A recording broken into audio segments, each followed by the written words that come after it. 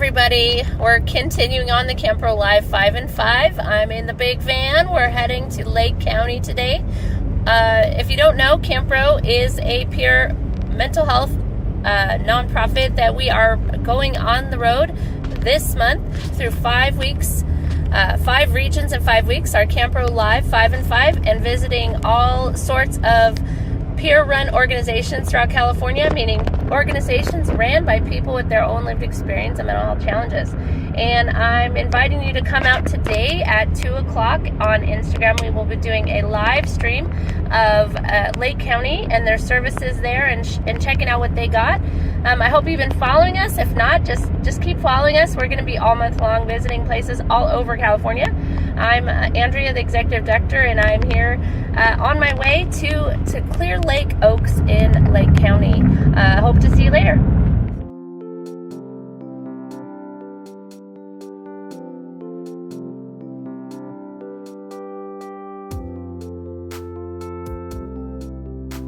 I'm sitting with Carrie Manning. And I am the MHSA team lead for Lake County Behavioral Health Services, and I supervise our 4 peer support centers and our suicide prevention program. So first of all, tell us a little bit about Lake County Services and the peer programs. Okay, so Lake County's very small rural community. Our total population is around 65,000.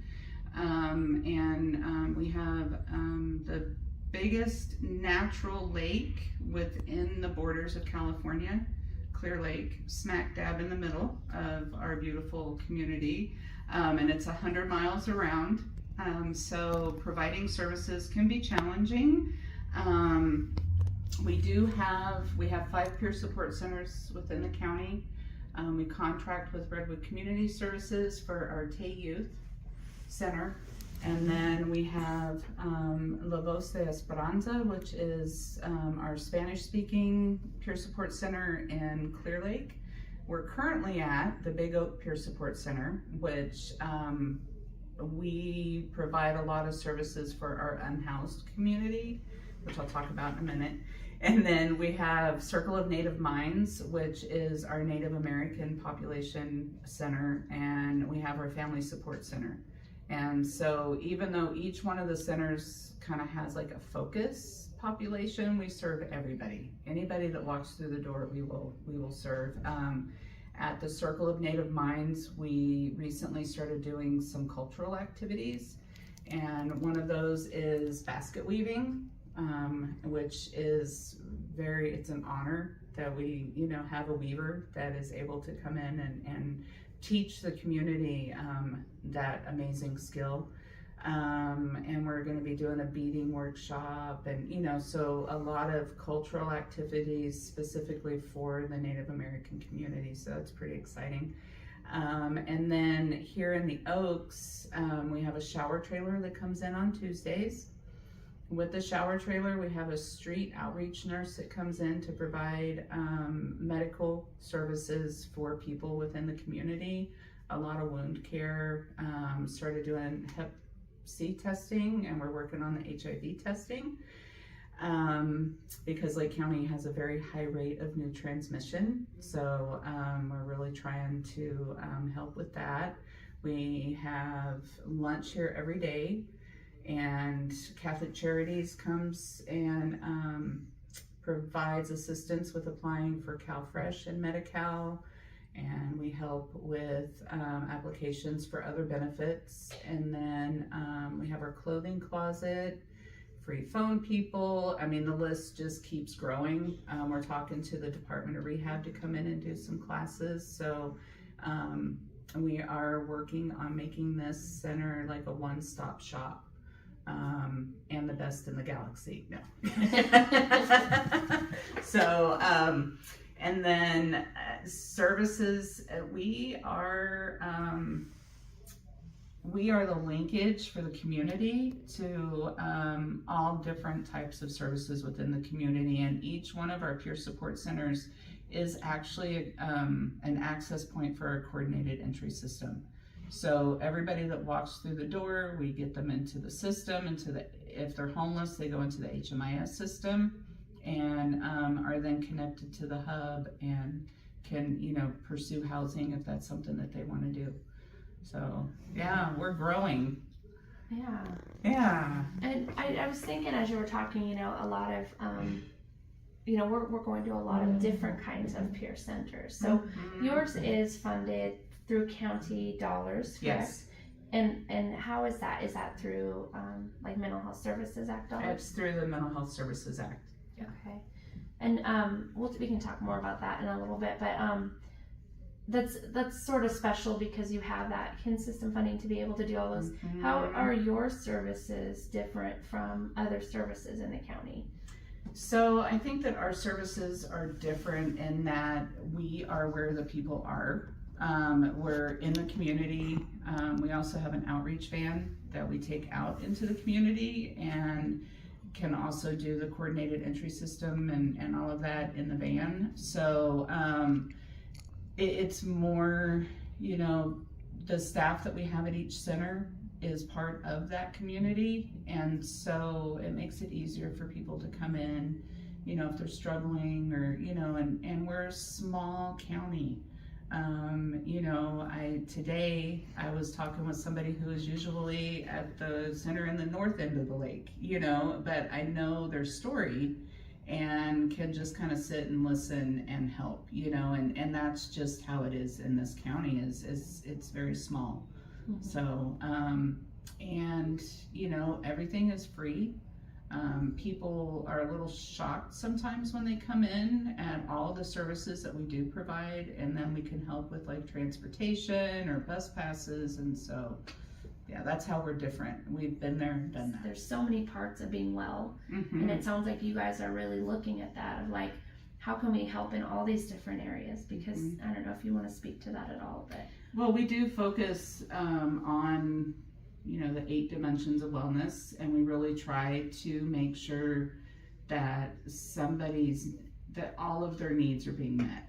If that's what they want to do. That's another thing that we do is we work on things as people want to, and all of our services revolve around, like eating nutritious foods. We do a life skills class, which has like a hygiene component. You can't really get that anywhere else in the county. So, and then we do a survival cooking class, because we all believe that if someone's fed, it's easier to work on other areas of their life. We offer art groups at most of the centers, because that's just part of people's recovery is coming in and, drawing or coloring or, so. Yeah. I love that because of course, that's how I got well, is going through something like that. And it was also, there was funding coming in from the Mental Health Services Act to fund the wellness center and things like that. If your county was faced with having to cut some of the programming, how would that affect what you do if they decided that they had to shift funding away from some of the peer programs? What would that mean? If we lost the Mental Health Services Act funding,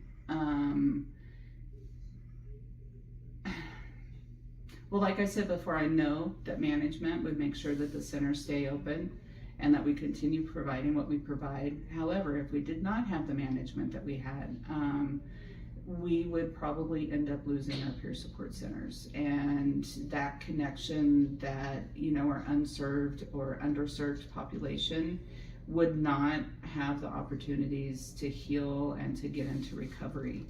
I think one of the myths that I always hear about like our unhoused community is that, oh, it's a choice, or they're all using drugs, or it would be a lot worse if they had nowhere to go. Like we're getting ready to open up the other side of this building, and we're going to have a living room there for people that are in crisis but don't quite meet like the, well, let's take you to the emergency room and get you assessed there. So I think that a lot of people would be affected. We see about 50 people here a day just at this center. And so that's what, $1,500 a month? And, we do that, we feed everybody and provide them a safe place just to be, to get cool, to get warm, to get out of the sun, to get out of the rain. And, it's concerning, like, where would people go? Because it is a small community, there's nowhere else for them to go. And, which is one of the reasons why we're open 7 days a week here, Yeah. Yeah. Yeah, and it's never really just one, like you're talking about, it's the whole person. There's all these aspects of being well. Housing is important, absolutely important.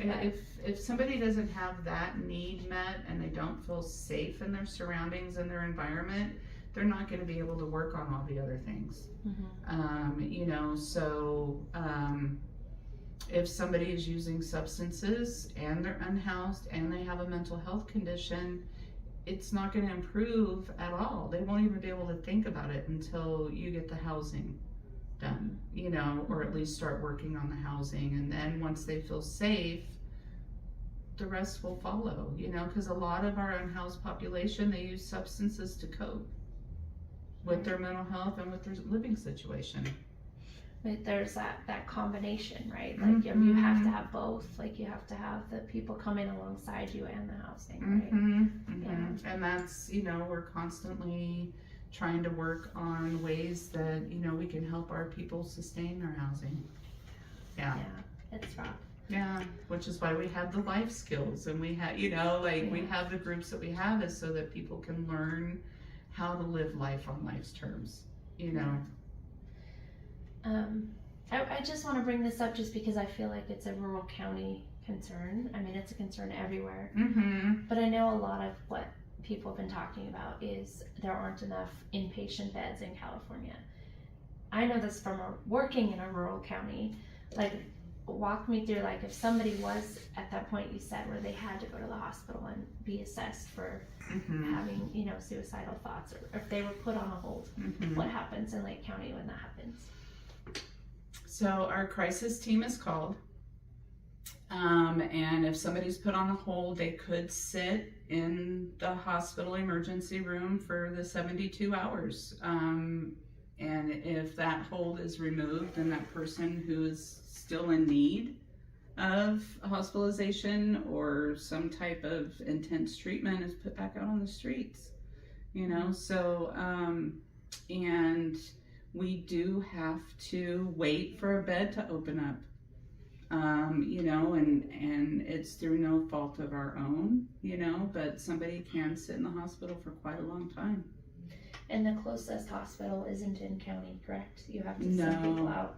So they're seen at our local emergency department, assessed, and then our amazing crisis team does what they can to find a placement for that person. And sometimes what ends up happening is that person can start presenting in a more appropriate manner, and the ER doc will release them off the hold. And then they go back out into the community and reoffend, or, so it can be a vicious circle. Yeah. And when people are coming out of the hospital, are they referred to the peer programs? And they are. We really try to wrap around people. They might be referred here, but it doesn't mean that they always show up. But with our mobile crisis response, there's actually going to be peer support specialists on that team. And so hopefully that kind of improves it. I attend our clinical case management meetings, and I'm all the time like, well, send that person over. And so then they do. But we have to keep that open communication going so that they remember that we're there. So, yeah. And you asked where the closest hospital is. I believe that would be Sacramento or Vallejo. So, which is at least an hour or two? 3 hour drive. 3 hour drive. Yeah. And that's with no traffic. So. And then who transports people? We actually have client support assistants that actually drive. Oh, that's great. Yeah.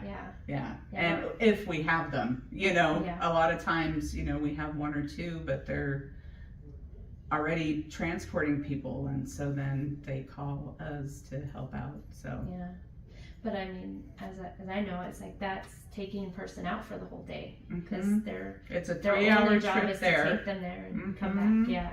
Yeah, and so that's 6 hours, and that's if they take them in immediately. If not, then it could be an 8 or a 12-hour day. So yeah, the joys of living in a small community. Oh, yeah. No, I mean, I bring that up intentionally because I think that you know, on the state level, it's not often considered that, you know, it's not just a matter of having the ability to put someone on hold.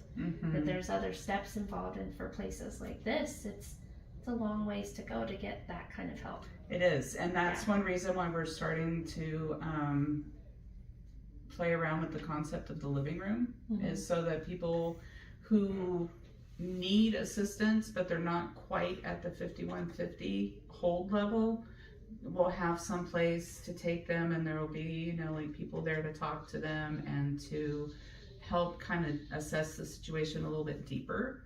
And so we're hoping with that we decrease the need for those out of county beds and start to really just, you know, help the county become healthier mentally. And yeah. Do you think what you're doing now, have you seen like an avoidance of that, like by the services you provide? Have you seen times where people didn't have to go that far because they came here and I've seen that numerous times, and I've also seen times where we were able to get somebody into the emergency room that really needed to go, you know, and working with our crisis team, they were actually able to get some help and improve their life. You know, they're healthier now. So yeah, that's great. Yeah. So I've seen both sides. And I think, you know, there's a place for all of it. It's that whole continuum, right? But just highlighting the fact that, you know, the peer support can be so valuable in that whole spectrum. It's crucial. And you know, I think that peer support is actually the first step in recovery. You know, I think that by having peer support and the centers allows people to start develop that trust, especially with our unserved populations and underserved, is so they come into peer support and they see that, hey, maybe not everybody is bad. You know, maybe I can start to trust somebody, and then we continue working on that relationship. And then, you know, it might take a couple of years, but that person all of a sudden will be like, you know what, I bet they can help. And then, you know, that starts their road to recovery. So, and we're always here for people, even when they, you know, relapse or, you know, have struggles. You know, we're always here for people. Well, is there anything else that you think you'd want people to know about Lake County or what you do? It's just start crying. It's just an amazing community because it is a small community, and you know, we were talking earlier, and don't ever second guess a potential partner out in the community, because you know, one of our chief of polices here is a huge resource for us, and he goes above and beyond with our shelter, with our unhoused populations. We had one of our fire chiefs actually got a ride for somebody that was unhoused so that they could go stay with their sister. Don't ever like underestimate the potential community partners that you have. So that's, Thank you. Thank you. Yeah. So first, just tell us your name and your position and what you do here. Okay, so I go by Mountain. My name is Mountain, and I am a peer support specialist. And I do everything here from making sandwiches to talking to people to being support to people, helping my coworkers, just all around good guy, taking out trash and doing the right thing. So. Yeah, what brought you to this center?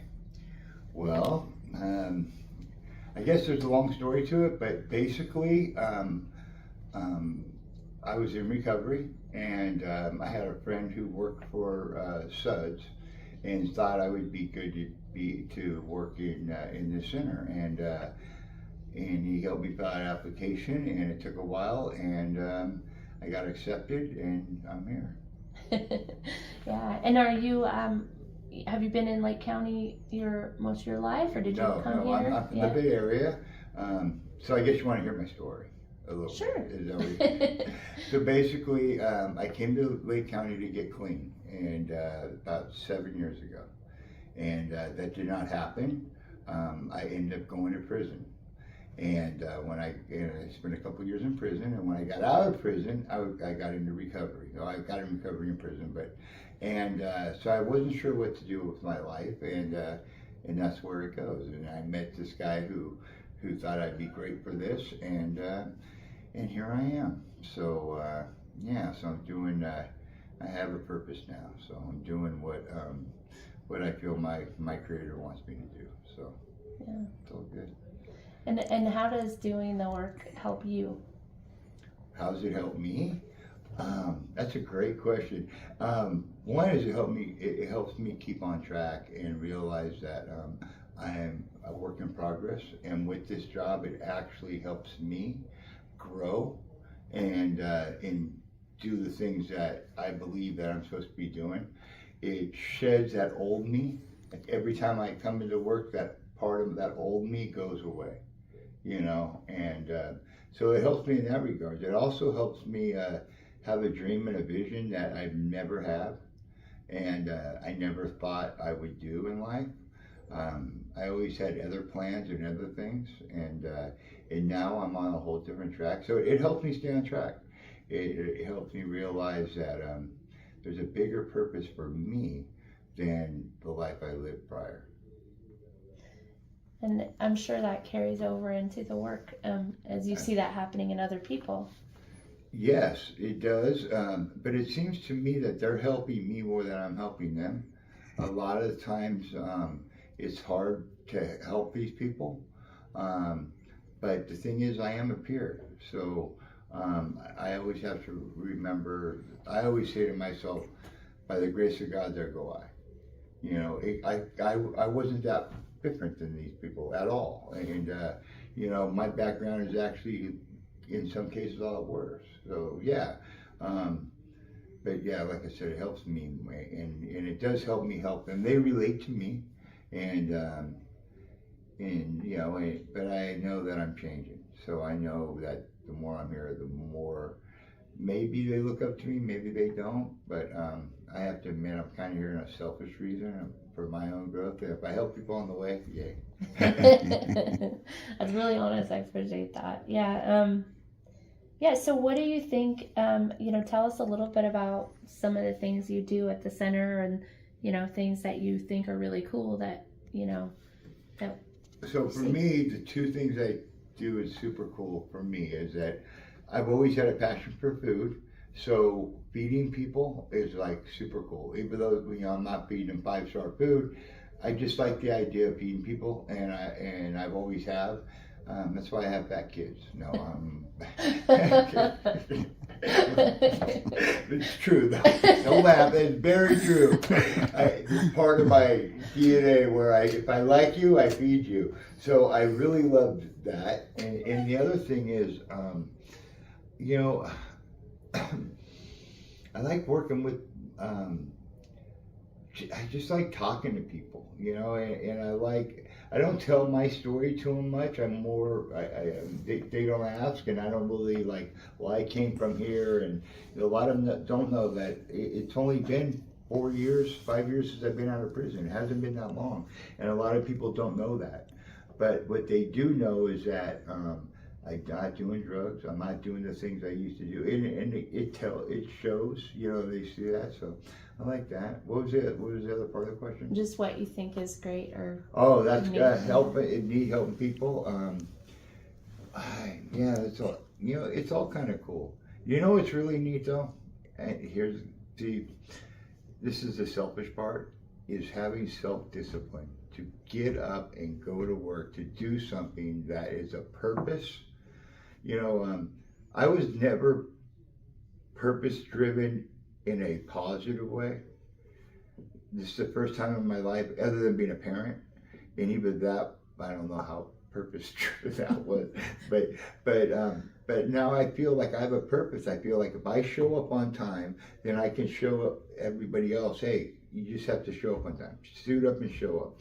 So I have a purpose to be an example, and that discipline that comes with that is self-rewarding, but it's also it also what's the word I'm looking for? It's I can't think of the word other than it shows them that if you're disciplined, that's how you get things done. I don't know the term I'm using, trying to look for, but I just maybe setting an example. Maybe that's it. But I just like I don't know. I just like the discipline part of it. You know. I mean, it's about like living the life that being an example. Right. Yeah. I know we're not supposed to talk about spirituality, but for me, that's another key. I never talked to I never talked about my belief and my spirituality, but I am totally spiritual, and I totally believe in a higher power and a creator, and I think that radiates. Mm. And so when I have been asked how I changed, I don't say God or Jesus or anything like that. I say, with help of my higher power. That's it. And that's in my personal belief is that that's what motivates me. That's what makes me change, because I couldn't do it alone. So I think being an example or being purpose because of my higher power means a lot to me. Yeah, I think that's something that makes it different being a peer, is that we can talk about all those pieces of wellness. It's not just a one piece or it's Right. the whole person and the whole being, right? And It is. Yeah, and spirituality is a part of that. It's a huge part of it. Yeah. So part of that question was, what do I like? One of the things I like doing here, right? Mm-hmm. Okay, so I have a radio show. And did you know that? No, I You didn't looked know at me away. Well, so I have 2 radio shows actually. I'm on local radio, and one of the things I love to do is sharing my work or doing things with a lot of the clients throughout the lake, and especially here, will tune into my show, and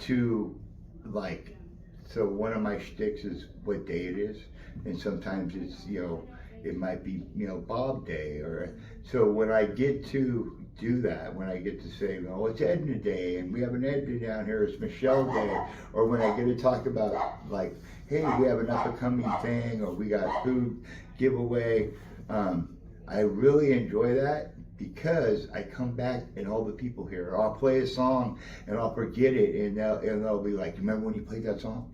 Remember when you talked about that?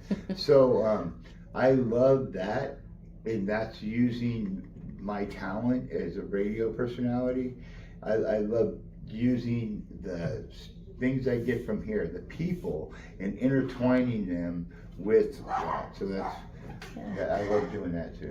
Yeah. That's a big thing. I love that, because when I started as a peer, I went to what I knew, which was writing, and so I would do a writing group, Awesome. and that filled me, because that was what my strength and my gift was that I could share. Awesome. And so I love that, and so what drew you to radio? Did you always kind of like that? I've always wanted to be a radio guy. Matter of fact, I've talked to Carrie, and Carrie has talked to the uppers that I want to have a radio show where I bring peers on it and have a behavioral health radio hour where, now I brought Carrie on the show and I brought other people on my show, but because there are peers out there that have a lot to say, and it might be craziness, but it makes good radio, right? But I like to use that format and do something with radio. I've always wanted to be a radio DJ. I've always wanted to play music and have humor and kind of have a thing. So I started off as on Saturdays, which I'm on tomorrow, doing like 2 hours and just playing songs and stuff. But then I went on to doing what they call Mountain in the Mornings, which is my show, and that has more shtick and more stuff on it, and it kind of shows my creativity. And yeah, I love that. Yeah. I love that. It makes me feel. Do you still write? I haven't in a while. I did write a story this year, but yeah, I've kind of, I've gotten too busy, and that's not good. But yeah, no, I always will write because it's one of my tools to keep me well, Right. Yeah, Right. yeah. So what's your like? Do you have I don't know what you call that. Like, usually DJs have a shtick that they always say when they come on. Okay, so I have a code thing I should a shtick or whatever. It's all good in the woods, but it's great by the lake. That's what I said after every show. Oh, nice. So after the end of every show, it's all good in the woods and great by the lake. The other is that if you're a follower of mine, you're a mountaineer. So I say good morning, mountaineers, because I'm a mountain, right? and then my shtick on the morning show is what day it is. So there's, today was Coach's Day. It was appreciation for Big Girls Day or Big People Day. So, of course, they talked about that because I'm a big guy. So, I forget else what day it was, but, Cheeseburger Day and all that stuff. So that's a big shtick for me to do that, which is great because it opens up a lot of doors and a lot of people enjoy it. So a lot of people like to know what day it is. So That's great. Yeah. Well. It's Techno Geek Day, speaking of your whole month. Oh, I thought it was Big Guy Day. It is that too. It is Big Guy Day. Well, do you have any questions, Danny? So you said that you like to feed people. I do, absolutely. So you must love to cook then. I do. I am a huge cook. I love to cook. We don't do much cooking here because we don't have a kitchen, but we do, make crock pot stuff. But yeah, I do love to cook. I'm a huge fan of cooking for sure.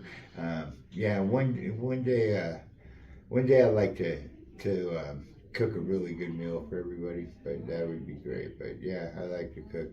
Right now they have me making a lot of beans and weenies, and I made 85 sandwiches. So I also do outreach, which is actually another thing I really love doing is when I get to go out in the van and go around the lake and give out stuff. And especially when they give me a van of I made 85 sandwiches, and they said give them whatever you can out of the van. Well, I had socks, and I had nail clippers, and I had chapstick, and to pull up and be like Santa Claus and just hand them a bag. You want a nail clipper? You want a chapstick? I have a tent. I kind of love that, so I love that a lot actually. So I've always been generous. So I like being generous with other people's money. Me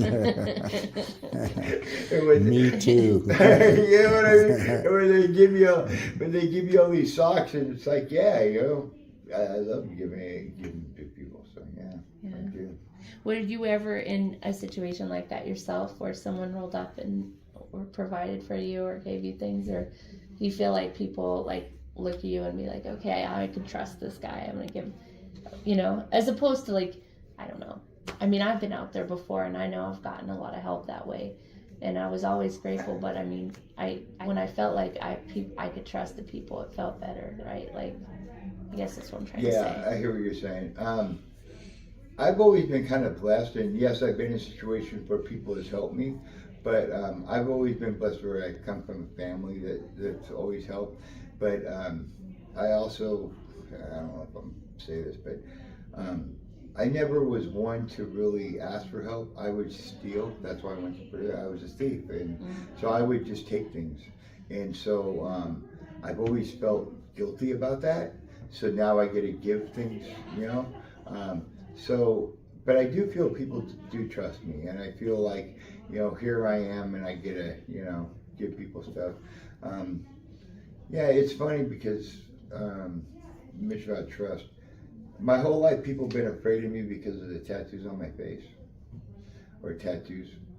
Now they trust me more because here's a guy that has tattoos on his face, who's got a big smile and no teeth and wears a nice cowboy hat and a nice shirt, and he's giving me stuff. And I'd much rather like that a lot. You know what I mean? Yeah. That's really cool. I love that you said that. How somehow the things that used to push people away now bring people in. Absolutely.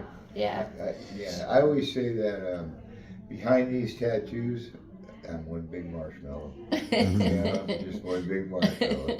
And that's the truth. And that's only because of my recovery and where I'm at. But I think when you give stuff away and you get to do that, and you get to give, even if it's a sandwich or just a smile or a hug or whatever, it means a lot.